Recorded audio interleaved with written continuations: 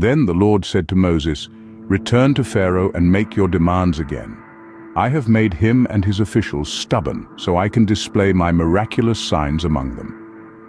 I've also done it so you can tell your children and grandchildren about how I made a mockery of the Egyptians and about the signs I displayed among them, and so you will know that I am the Lord." So Moses and Aaron went to Pharaoh and said, "This is what the Lord, the God of the Hebrews, says. How long will you refuse to submit to me? Let my people go so they can worship me. If you refuse, watch out, for tomorrow I will bring a swarm of locusts on your country. They will cover the land so that you won't be able to see the ground. They will devour what little is left of your crops after the hailstorm, including all the trees growing in the fields. They will overrun your palaces and the homes of your officials and all the houses in Egypt.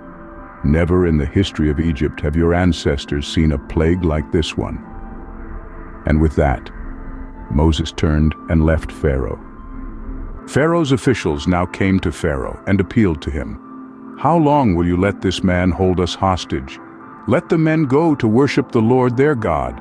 Don't you realize that Egypt lies in ruins?" So Moses and Aaron were brought back to Pharaoh. "All right," he told them, "go and worship the Lord your God. But who exactly will be going with you?" Moses replied, "We will all go, young and old, our sons and daughters, and our flocks and herds. We must all join together in celebrating a festival to the Lord." Pharaoh retorted, "The Lord will certainly need to be with you if I let you take your little ones. I can see through your evil plan. Never. Only the men may go and worship the Lord, since that is what you requested." And Pharaoh threw them out of the palace. Then the Lord said to Moses, "Raise your hand over the land of Egypt to bring on the locusts. Let them cover the land and devour every plant that survived the hailstorm." So Moses raised his staff over Egypt, and the Lord caused an east wind to blow over the land all that day and through the night. When morning arrived, the east wind had brought the locusts, and the locusts swarmed over the whole land of Egypt, settling in dense swarms from one end of the country to the other.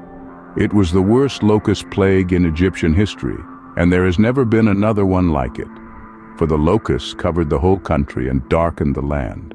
They devoured every plant in the fields and all the fruit on the trees that had survived the hailstorm.